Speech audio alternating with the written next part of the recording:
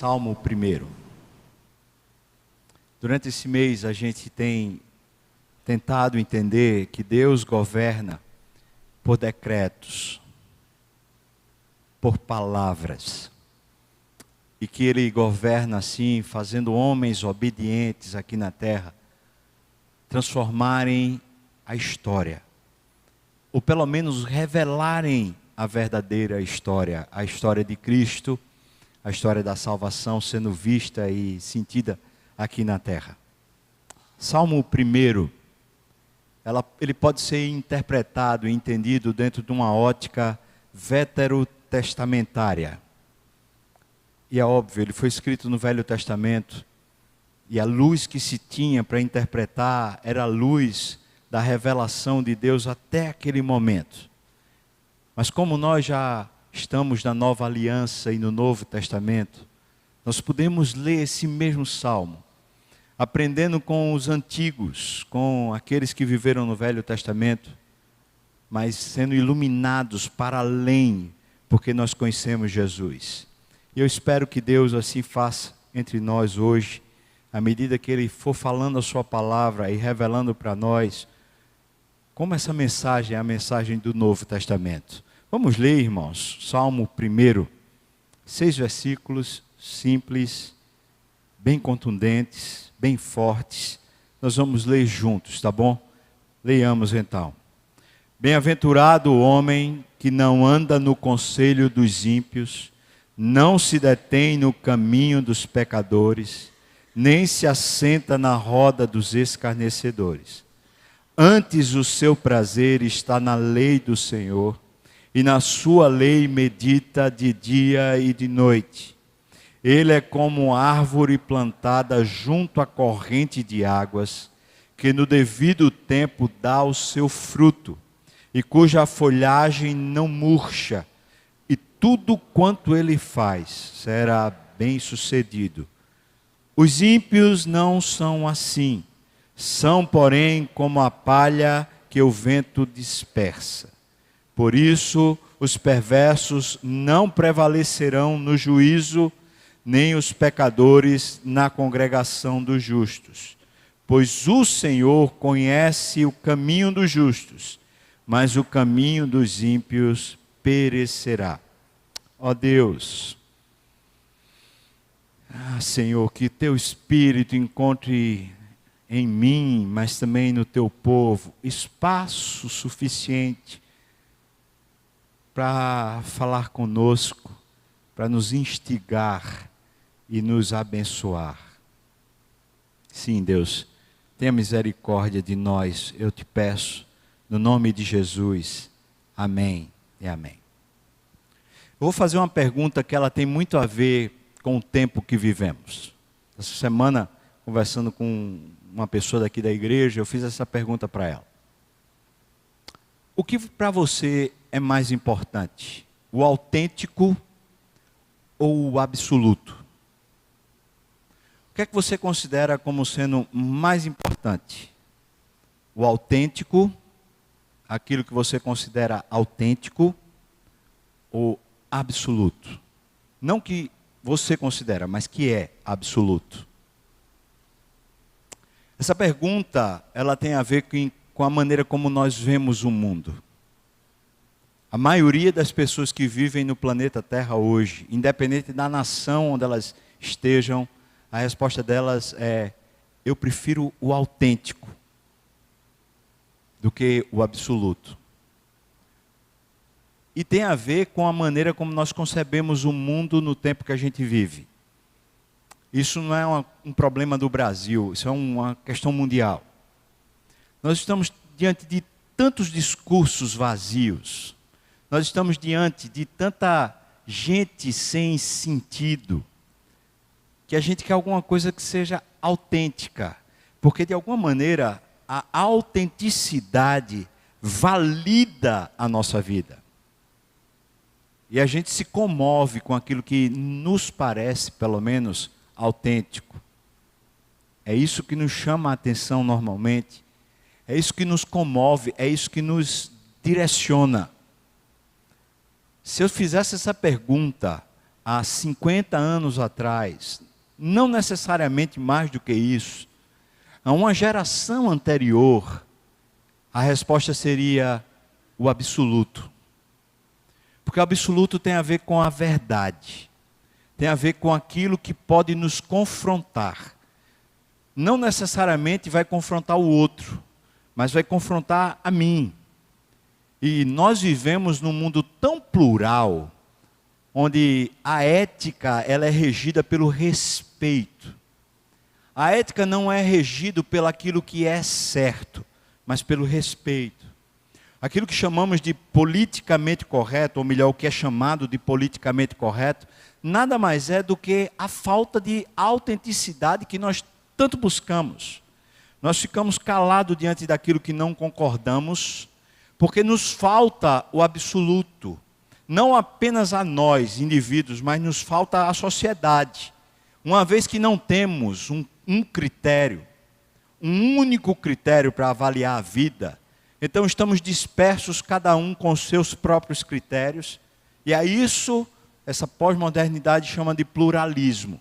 Ou seja, cada um pode ter um entendimento, pode ter uma nuance diferente do entendimento sobre a verdade. E essa múltipla escolha é justamente aquilo que queremos. Não queremos estar, de alguma maneira, enclausurados. Não queremos estar manietados. Nós queremos ter poder de decisão, poder de escolha. E é isso que normalmente faz a gente apelar para aquilo que é autêntico, porque se nós podemos apelar para qualquer coisa, nós podemos escolher qualquer coisa, então aquele que escolhe o que ao seu próprio coração, ao seu próprio entendimento lhe é correto, mesmo quando isso gera algum tipo de pena, de sanção, algum tipo de discriminação, nós olhamos para essa pessoa e falamos assim: rapaz, olha aí que pessoa autêntica.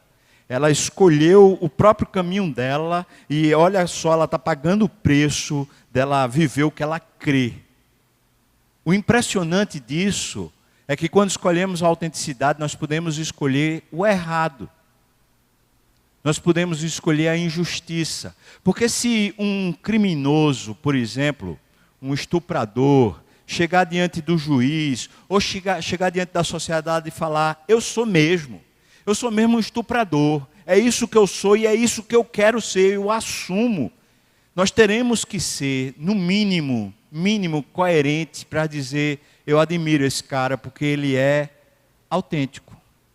Afinal de contas, ele assume o preço e paga o preço de ser aquilo que ele quer ser.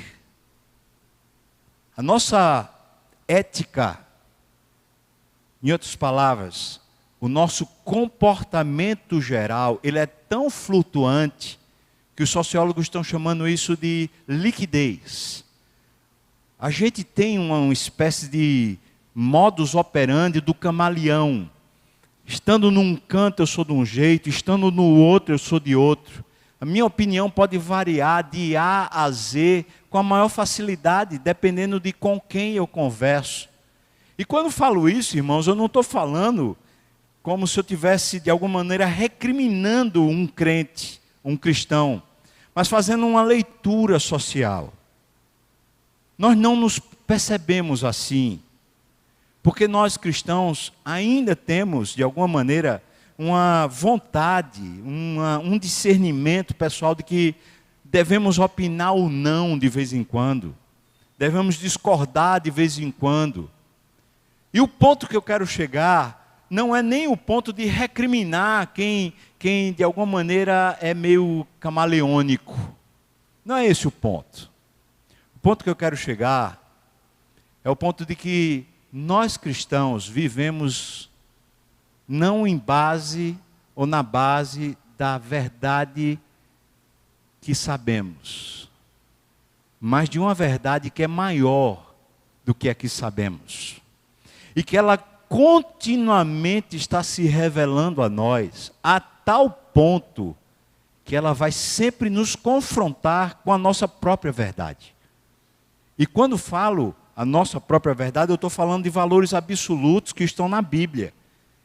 Mas a verdade que é Deus, assim Jesus se afirmou: eu sou o caminho, eu sou a verdade. A verdade que é uma pessoa chamada Jesus, que revela Deus.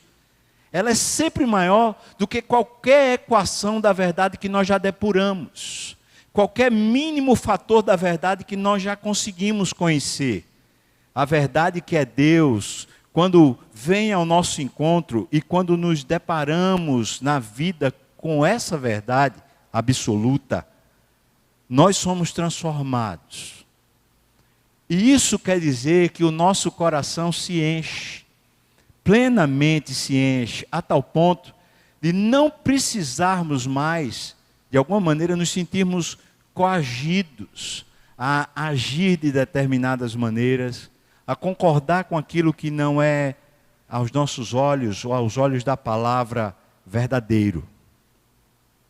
O que eu estou dizendo é que, parece-me, o problema que temos nem é o tempo, mas aquilo que os teólogos há muito tempo atrás chamavam de mundanismo. O mundo entrou na igreja e a gente ficou preocupado pensando: o pessoal está tendo relação sexual fora do casamento, e a gente então ficou preocupado com as questões morais. Aí o mundo entrou na igreja, a gente ficou preocupado com as questões éticas. Fulano mente, fulano rouba. E essas coisas pareceram durante muito tempo para os cristãos como sendo aquilo que avulta o cristianismo. Mas o mundo entrou na igreja de modo mais sorrateiro. C.S. Lewis, escrevendo aquele livro do diabo mais velho, ensinando a um diabo aprendiz como tentar os cristãos, ele fala isso, que a maneira como o diabo nos tenta e se apresenta para nós é sempre mais sorrateiro do que aquilo que a gente consegue ver. Ele, em vez de simplesmente nos condenar na ética, em vez de simplesmente nos conduzir a uma moral mais flexível, eliminou uma coisa mais abaixo do que aquilo que a gente pode ver. Eliminou a nossa coerência. Eliminou a nossa capacidade de ser confrontado com a verdade. Ele simplesmente estabeleceu em todos nós um coração múltiplo, com múltiplos senhores, com múltiplos entendimentos. Quando alguém é mais jovem, adolescente ali, não quer ouvir alguma coisa que seja confrontadora, não quer ouvir alguma coisa que distorça o padrão que ele está estabelecido lá. Ele quer ouvir seus amigos, ele quer ouvir o youtuber, ele quer ouvir o que as pessoas estão pensando na sociedade, mas ele não quer ser confrontado pelos mais velhos, pelos pais, nem quer ser confrontado pela palavra. Mas aí a gente envelhece. E quando a gente está mais velho, a gente nem quer mais ser confrontado pelos mais velhos, nem pelos mais novos, porque a gente acha num certo grau da existência que a gente já chegou a algum nível de conhecimento e deliberação, onde a gente está, de certa forma, já tão certo de que sabemos, que a gente abre mão de continuar sendo confrontado. Então eu quero dizer que o mais velho dos velhos dentro desse auditório sofre o mesmo problema que o mais novo dos novos dentro desse auditório. É que nós abrimos mão do absoluto. Nós abrimos mão de alguma coisa que possa continuamente nos confrontar, mexer com o nosso entendimento do que é ser gente, do que é habitar na terra. Esse texto do Salmo 1 fala sobre isso. Ele fala sobre, basicamente, duas maneiras de se entender a vida. Ele fala, existe uma maneira que ele chama do racha, o ímpio, que o judeu, um judeu mesmo assim, ortodoxo, ele pronuncia essa palavra com ódio, porque tem a ver com aquilo que é totalmente contrário a Deus. E a palavra que é traduzida é ímpio ou perverso. E outra maneira de se viver na vida, ele chama de bem-aventurado. Essa palavra significa pleno, cheio, completo, satisfeito.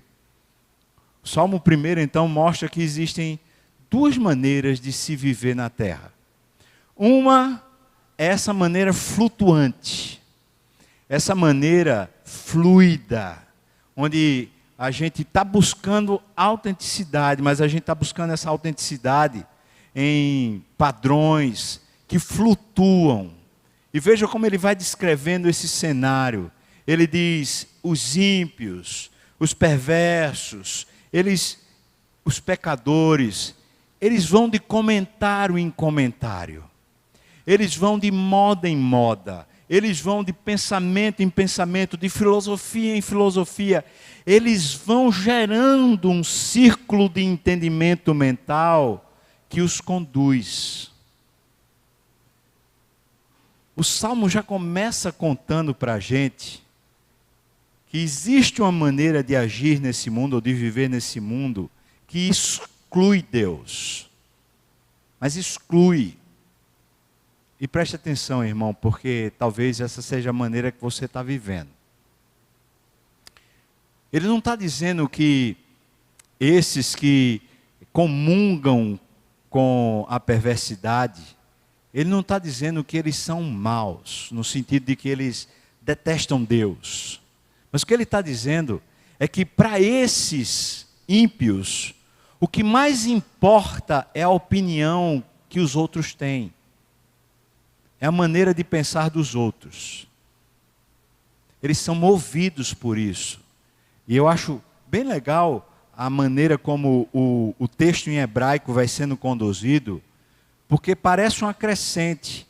Mas se você entender que, na verdade, aquilo é um sinônimo que ele está falando, é uma ação sinônica, então você entende que, na verdade, ele está construindo uma imagem mental.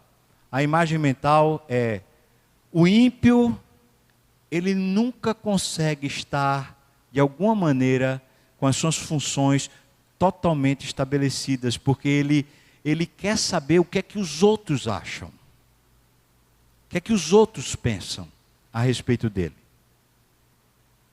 E é por isso que ele anda, é por isso que ele para ouvir, é por isso que ele se senta, é porque ele está constantemente querendo ouvir o que os outros têm a dizer sobre si mesmo e sobre a vida. Aparentemente, o ímpio é um eterno aprendiz. Mas ele é justamente a fórmula dessa inconstância. Porque depois o texto fala que ele é como uma palha, que o vento dispersa. Ou seja, ele é como se fosse uma espécie de piolho. Ele anda constantemente pela cabeça dos outros. Ele não consegue ter nada que o confronte de verdade. Nada que realmente o provoque a se estabilizar e dizer: é isso que eu sou. Por isso, ele vai sempre viver em movimento e inquieto. O que importa para ele é o que é que os outros estão pensando. Isso é impressionante porque, de alguma maneira, a gente se importa demais com a leitura que os outros fazem do mundo e com a leitura que os outros fazem de nós. O que é que estão pensando? O que é que se pensa a respeito desse ano? Quais são os prognósticos desse ano?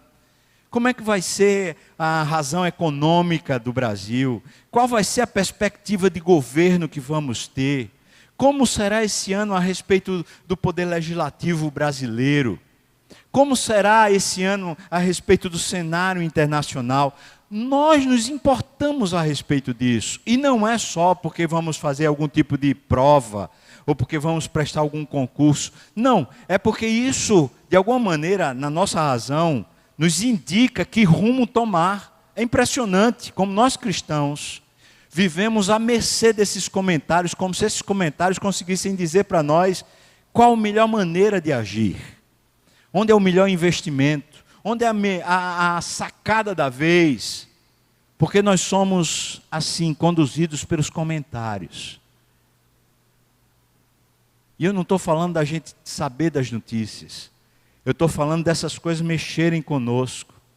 Eu estou falando de, por exemplo, você estar num país e Um país feito o Brasil, corrupto, onde a corrupção é endêmica, é uma corrupção violenta demais, e aí você diz, rapaz, eu quero sair desse país. Eu queria morar fora, meu plano é ir para o Canadá, meu plano é ir para os Estados Unidos, meu plano é ir para a Inglaterra, meu plano é ir para a Austrália. E eu vou dizer para você, vai irmão, no nome de Jesus, vou dar maior força. E se puder um dia me leve lá.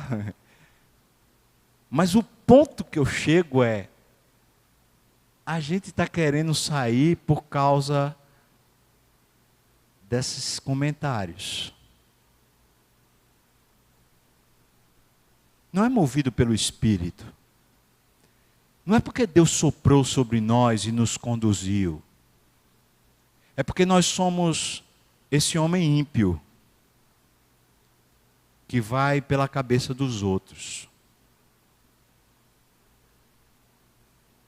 A gente vai sendo levado.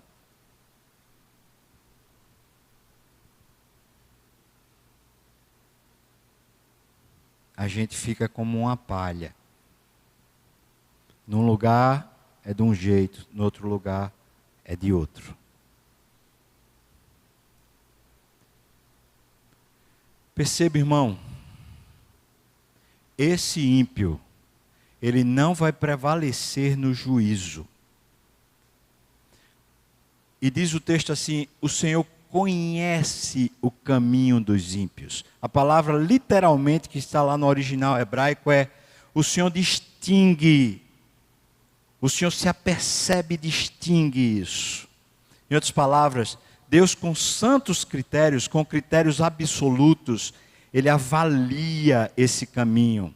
Esse movimento, essa sofreguidão da nossa alma, essa inquietação, essa raiva, essa tristeza, esse rancor existencial que vai dragando a nossa existência, Ele conhece, Ele vê e Ele diz, na hora que vem o juízo, na hora que vem a percepção divina sobre a realidade, eles não conseguem prevalecer. Eles se destroem. E sabe o que é impressionante? É que essa palavra juízo, claro, ela está ligada à condenação eterna.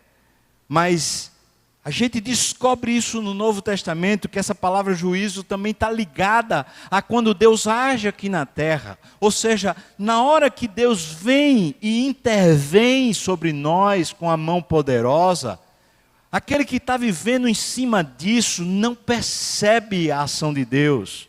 Em outras palavras, na hora que, por exemplo, Deus vem ao culto, ou na hora que, por exemplo, Deus quer e alcança a sua família, o ímpio, ele está tão inquieto, ele está tão pervertido na sua mente, que ele não consegue mais ver a ação de Deus. Ele não prevalece, ele simplesmente continua nesse movimento de perversão. Então eu diria, naquela pergunta que eu fiz de começo, de autenticidade e absoluto, eu diria que o ímpio, de alguma maneira, ele finalmente alcança a sua autenticidade. Porque mesmo quando vier o bem, mesmo quando o Deus eterno desce e abençoa, ele continua a ser o que ele sempre foi, uma pessoa inquieta, queixosa, desgostosa, agoniada.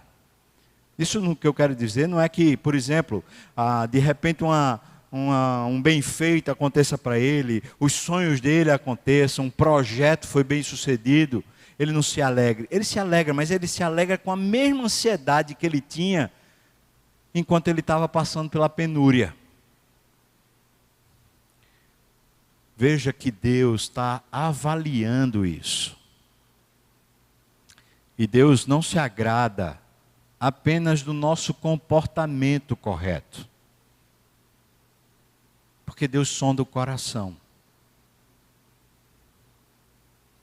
Não adianta apenas a gente ser uma pessoa que tem uma boa ética, uma boa moral, mas a gente vive com um coração de ímpio, inquieto, constantemente com aquela coisa devorando a sua alma.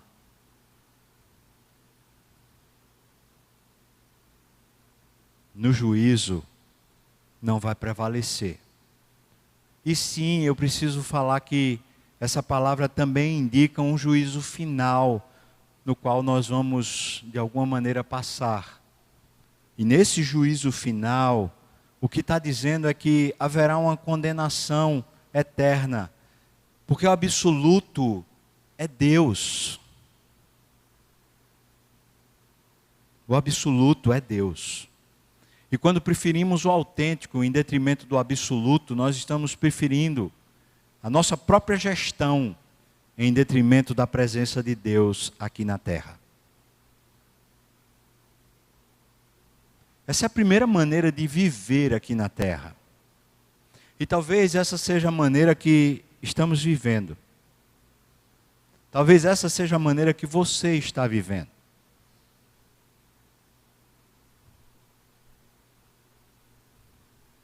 E você pode dizer assim, mas eu não fico sentado na roda lá com aqueles caras, aquelas meninas lá que ficam conversando sobre sem vergonhice. Eu não fico.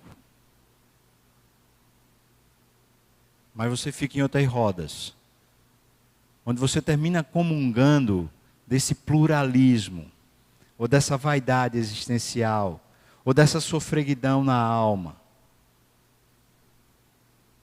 Mais uma vez, o diabo é mais sorrateiro, mais sutil do que simplesmente as questões éticas e morais.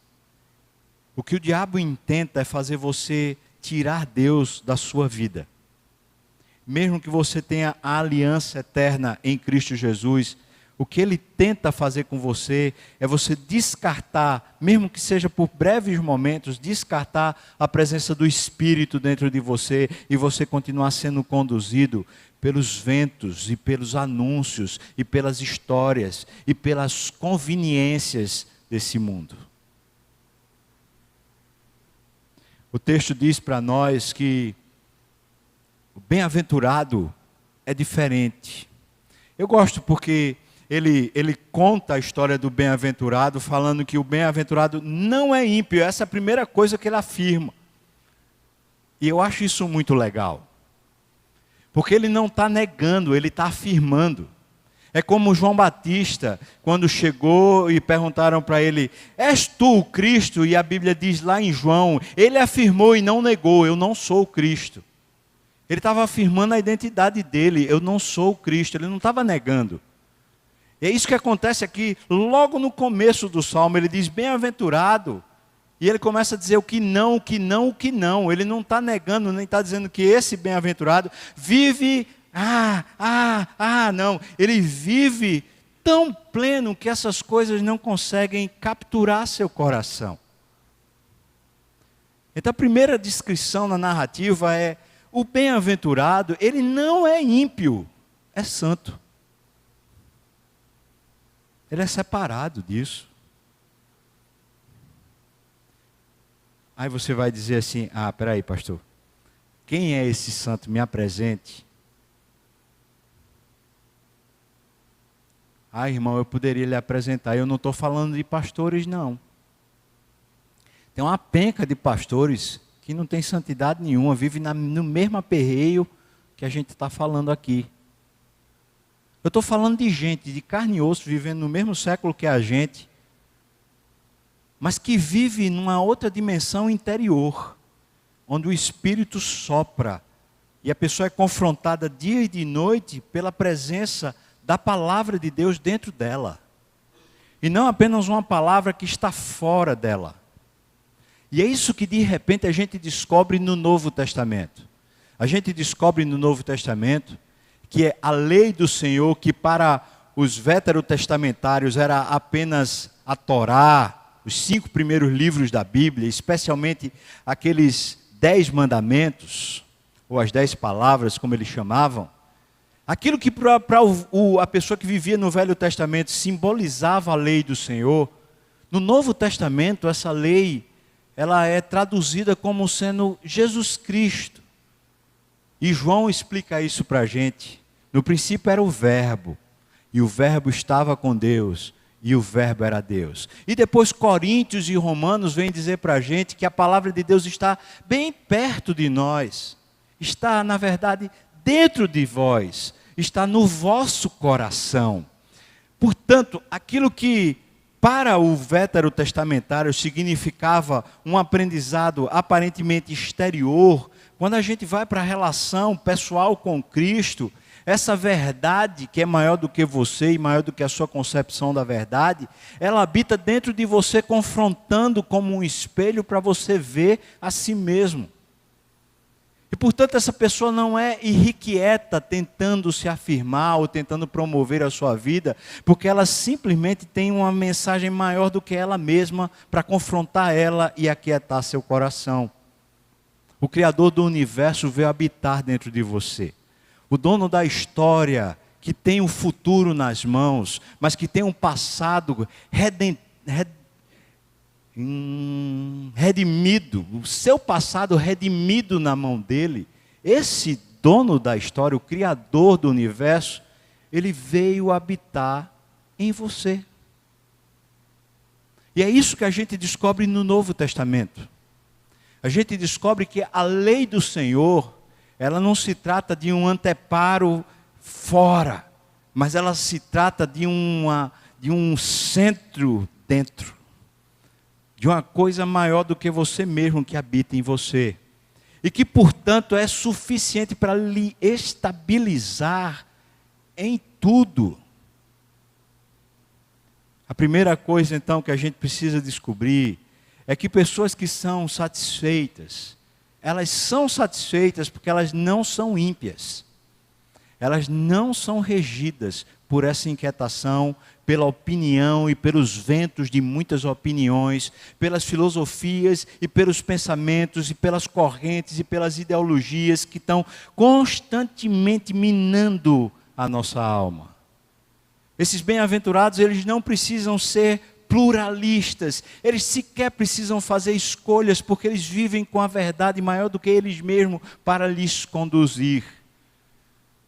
Eles não precisam de maneira nenhuma ter qualquer nível de opinião pessoal, porque até as suas próprias opiniões pessoais estão sendo confrontadas constantemente por uma verdade que é maior. E por isso essas pessoas estão estabilizadas na rocha, firmes. Por isso elas são bem-aventuradas. E diz então o texto, depois que diz, olha, bem-aventurados são aqueles que não são ímpios. Depois ele diz, essas pessoas, elas têm um prazer, têm um negócio dentro delas, um tipo de satisfação distinta. Elas gostam de meditar. Elas gostam de um tipo de quietude de vida que é distinta desse corre-corre, desse ruge-ruge existencial. Irmão, veja só, não estou dizendo que a gente não tem muita coisa para fazer e que não exista muita labuta e muito trabalho. Eu sei. Lembro-me no começo do ministério, ali bem incipiente, com muita inquietação para lá e para cá, quando eu era pastor auxiliar do pastor Lutero. Lembro-me bem que eu estava bem inquieto, eu falei assim para o pastor Lutero um certo momento. Naqueles momentos de reunião de pastores, eu falei assim, ô pastor, eu sou lento demais, pastor, para esse mundo em velocidade eu sou lento demais. Porque assim, a minha cabeça até vai, até leio, eu até penso, mas meu coração não acompanha, pastor. Eu vou, mas daqui a pouco eu perdi meu coração. Eu não gosto disso não, pastor. Às vezes meus sentimentos estão todos embaralhados por causa do meu ritmo, da minha velocidade. Aí ele olhou para mim e falou assim, Savinho, eu também sou assim, eu também sou lento. Eu chego e fiz, ai que bom, eu não sou um excepcional, né? Tem alguém assim como eu. Eu tenho descoberto, irmãos, que todos nós somos lentos. O nosso coração não acompanha o ritmo e a velocidade do nosso saber. O nosso coração não acompanha o ritmo e a velocidade das circunstâncias que estão ao nosso redor. Não acompanham. E por mais que você diga assim, não, mas está tudo bem, está tudo bem. Essa talvez seja a maneira do ímpio desculpar a sua própria consciência para continuar nessa loucura. Porque o bem-aventurado, ele tem prazer. Ele tem prazer em ser confrontado com a presença do Espírito dentro dele. Ele tem prazer na presença de Deus. Ele tem prazer com o que a verdade de Deus tem para falar com ele. Essa verdade maior do que ele, que vai alimentando o seu coração e vai nutrindo as suas veias. Ele tem prazer em aquietar o coração e saber que Deus é Deus. Tem prazer em meditar na lei do Senhor. Agora preste atenção, porque meditar não é uma coisa oriental. Meditar é uma coisa bíblica. Meditar tem a ver com hoje o que a gente chama de terapia. Hoje é chamado aí nos centros terapêuticos dessa coisa de você avaliar a vida, de você falar sobre ela, de você questionar seus próprios interesses, suas motivações, de você equacionar as coisas e fazer seu coração finalmente entrar num eixo. Agora perceba como uma palavra conduz. Ela fala assim: esse homem bem-aventurado, ele não entra no ritmo desenfreado. Antes, ele tem, claro, a vida agitada, mas ele não está com o ritmo no coração acelerado. Por quê? Porque ele para. Ele para. Ele para ouvir. Ele para se confrontar. Porque nós cristãos temos o absoluto. Somos os únicos que têm, na atualidade, o absoluto. E o que é bom nisso é que o absoluto não somos nós. Nem nenhum de nós contém o absoluto, mas o absoluto está entre nós. O absoluto está em nós. É maior do que nós. Então nós podemos parar e meditar. Nós podemos rever tudo dentro de nós à luz dele. E você talvez esteja pensando assim: que bagunça é essa? Que história é essa? Como é que esse negócio acontece? Eu vou dizer para você simples, irmão. Você não precisa fazer yoga. Você não precisa ficar lá, nada disso. Sabe? O prazer que lhe conduz à presença do Senhor. Esse prazer vai gerar em você motivação suficiente para você rever a sua própria vida à luz da Bíblia. Os hebreus, é claro, na época do Salmo 1, eles já tinham esse hábito. Os hebreus, com 12 anos de idade, eles já tinham memorizado os 5 primeiros livros da Bíblia. Basicamente, essa era a Bíblia que eles tinham. Então, o que eles faziam? Eles memorizavam desde criança. Os pais que já tinham a Bíblia memorizada, ensinavam os filhos a memorizarem a palavra. E quando eles paravam para meditar, era exatamente esse o exercício, era pegar aquilo que estava memorizado e confrontar com a realidade existente. Isso é meditação. É esse equilíbrio da Bíblia começando a tomar conta do nosso agito. Só que eu e você não temos a Bíblia memorizada. Quando eu fui para o Instituto Bíblico Macedônia, eu descobri quão pouco da Bíblia eu sabia. A gente tinha que entregar uma página de versículos decorado a cada sexta-feira. E era uma luta, porque de manhã logo cedo eu ficava com aquele negócio memorizando, a semana toda eu ficava memorizando, porque na sexta-feira tinha que entregar aqueles versículos. Mas aquilo me abençoou para o resto da minha vida. Mas vou lhe dizer mais. Lá também eu aprendi que vale a pena ler e meditar na Bíblia diariamente. Antes do Instituto Bíblico, eu não tinha esse hábito. Eu lia, é verdade, eu lia a Bíblia, mas não o hábito regular de lê-la. Mas o que Deus tem feito é que à medida que eu vou lendo a Bíblia, a memória vai sendo aguçada para a Bíblia. Minha esposa diz que eu sou a pessoa pior de memória. Ela tem razão. Ela é que sofre isso. Eu sou uma pessoa muito ruim de memória, mas ela diz assim: eu não sei como é que você sabe as coisas da Bíblia. Eu digo: é hábito. Esse negócio vem de muito tempo na minha vida e continua. Então, gente fraca feito eu, irmão. Gente que tem a memória péssima, consegue lembrar, se simplesmente resolver começar a ler e acostumar a ler continuamente. Agora preste atenção, porque o texto diz que assim como o movimento dos ímpios é um movimento de consulta e de inquirição a respeito de quais são as ideias correntes, veja que o movimento do bem-aventurado é o movimento de deixar a Bíblia lhe guiar. Deixar o Espírito Santo lhe guiar. Deixar a presença de Cristo guiar sua mente, guiar seu coração. Isso lhe dá paz. Isso dá muita paz. Não dá paz só quando você está diante de uma morte, uma perda. Claro, nas situações mais difíceis, o Espírito consola você com poder sobrenatural e lhe dá paz. Mas a gente está falando aqui não necessariamente das calamidades, ele está falando do dia a dia. Portanto, o bem-aventurado, ele tem um tipo de estabilidade que é comparado a uma árvore. Não uma palha que o vento leva, mas uma árvore que está plantada no lugar precioso, que ela é abastecida, tão bem abastecida, que mesmo no tempo ruim, ela tem constância. A constância cristã, ela não acontece por causa de temperamento. E tem gente que diz assim, não, é porque o meu temperamento é muito estabanado. Não, é porque minha cabeça é muito explosiva. Não, porque eu sou muito inquieto. Não, não é temperamento, não é personalidade. O texto não está dizendo assim, os fleumáticos serão assim. Não, o texto não está falando de o jeito que a gente é. O que o texto está dizendo é que pessoas que são bem-aventuradas, pessoas que meditam na lei do Senhor, que têm esse ciclo de investimento naquilo que é constante e firme, essas pessoas, elas permanecem. Elas têm constância.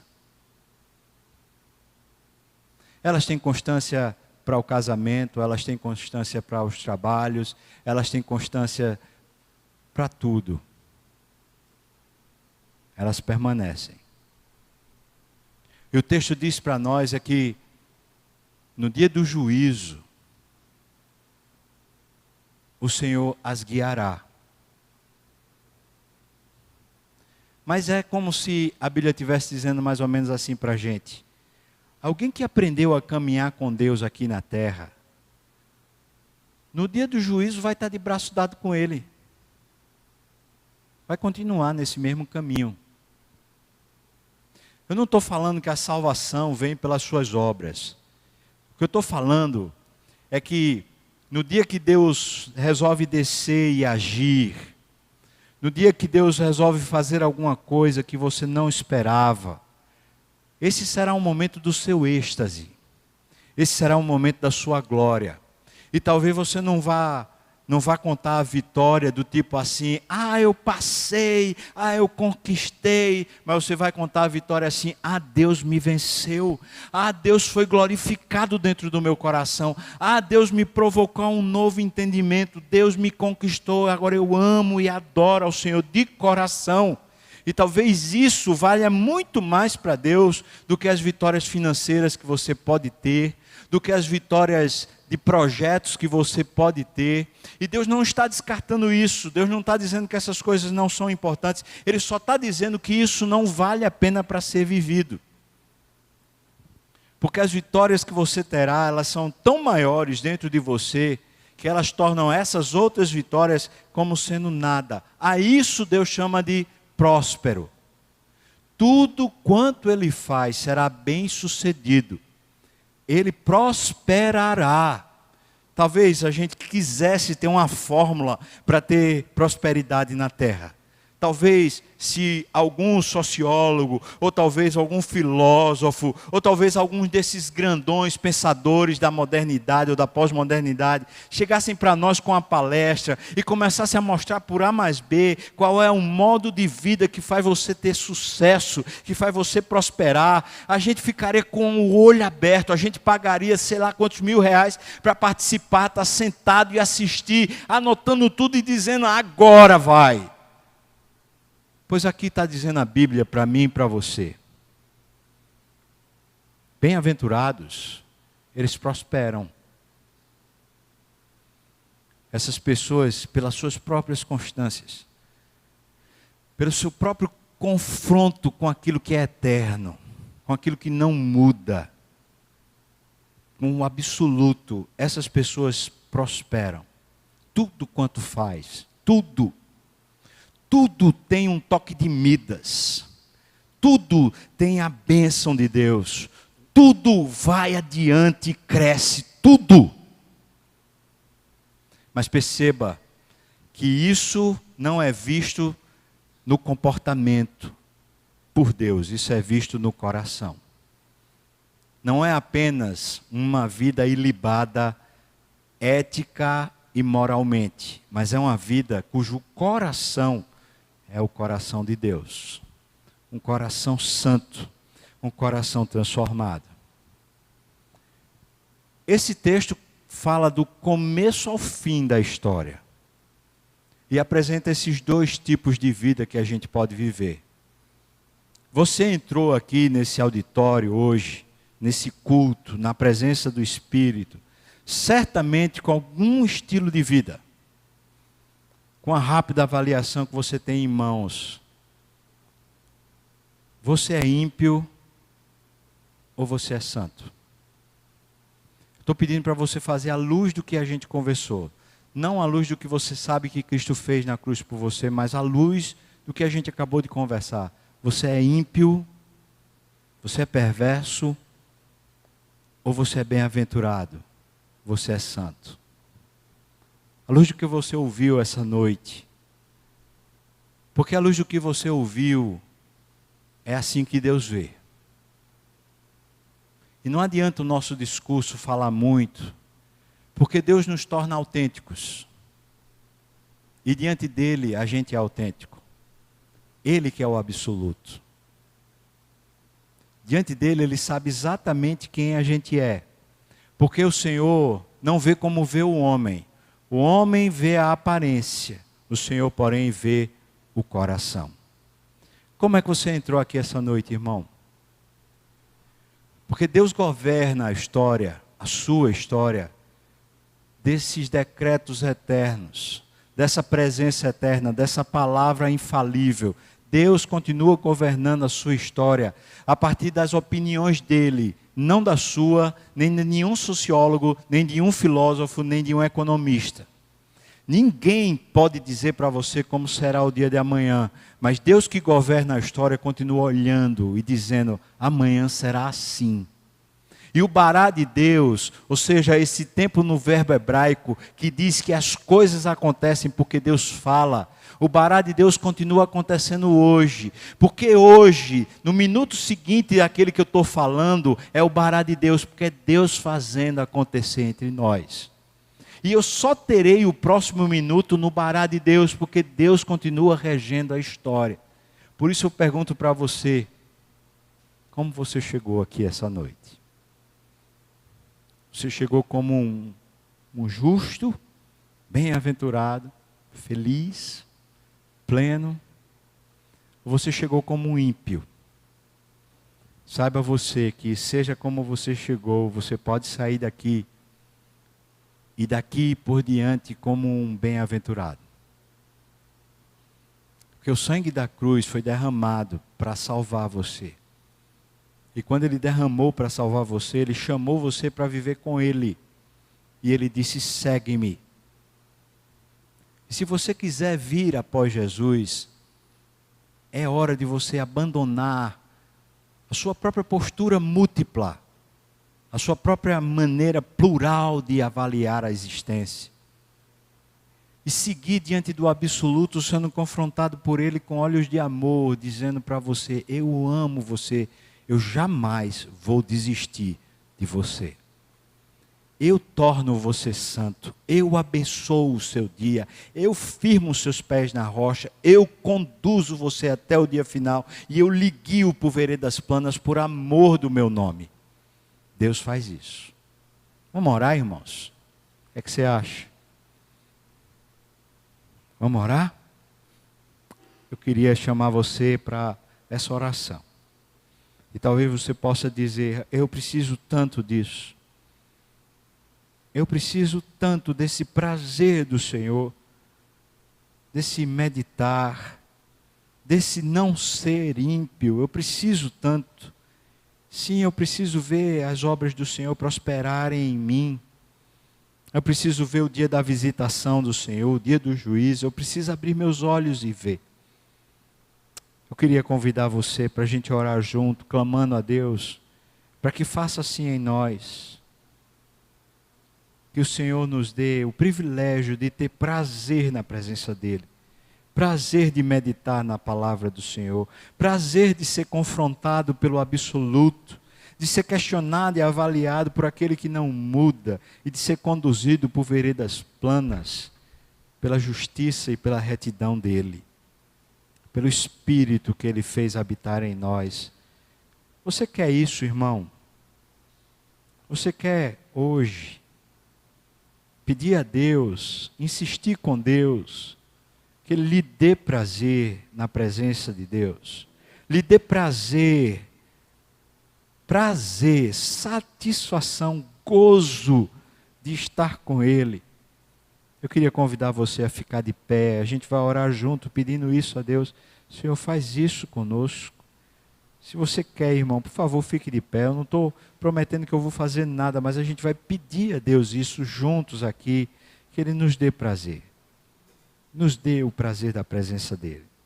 Que Ele nos encha com o seu Espírito.